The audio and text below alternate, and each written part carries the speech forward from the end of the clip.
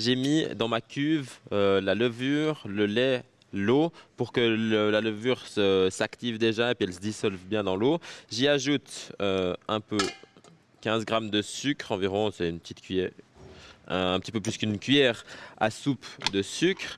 J'ai mis le crochet de mon robot pour commencer à pétrir gentiment ma masse. Il y a des choses que c'est important de faire au début, c'est mettre également le sel pour qu'il se répartisse bien dans le liquide. Puis quand on va faire des burgers colorés aujourd'hui, on va faire noir et rose, mais vous pouvez aussi faire d'autres couleurs à la maison, par exemple avec du curcuma pour avoir des burgers jaunes, ou avec vous pouvez aussi utiliser un colorant alimentaire pour faire un burger vert par exemple. Là, j'utilise un colorant naturel, de l'encre de sèche, j'en mets entre 10 et 15 grammes, ça dépend un peu de l'intensité que vous voulez. Et puis après, il suffit que je rajoute un œuf, de la farine, et puis ça va pétrir gentiment cette pâte à burger. C'est important de prendre le temps de bien pétrir, qu'il y a tout qui se mélange bien.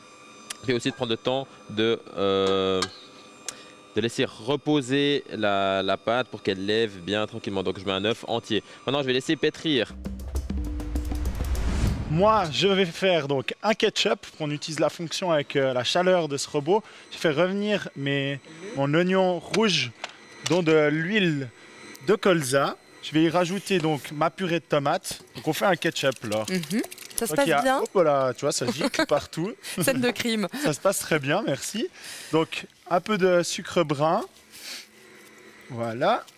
Et puis du sel bien sûr, du poivre. Et pour terminer, un peu de vinaigre de pomme. Ce qui est pratique, c'est qu'on va laisser donc mijoter à feu moyen avec le robot. Et en attendant, on peut faire autre chose. Puis finalement, c'est assez simple. Le ketchup maison, très savoureux, très bon. Vous verrez, c'est super d'avoir ça à la maison.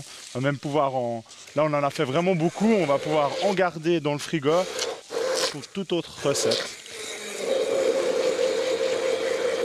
Voilà. Une fois que c'est mixé, je réserverai dans mes petits bocaux tout à l'heure.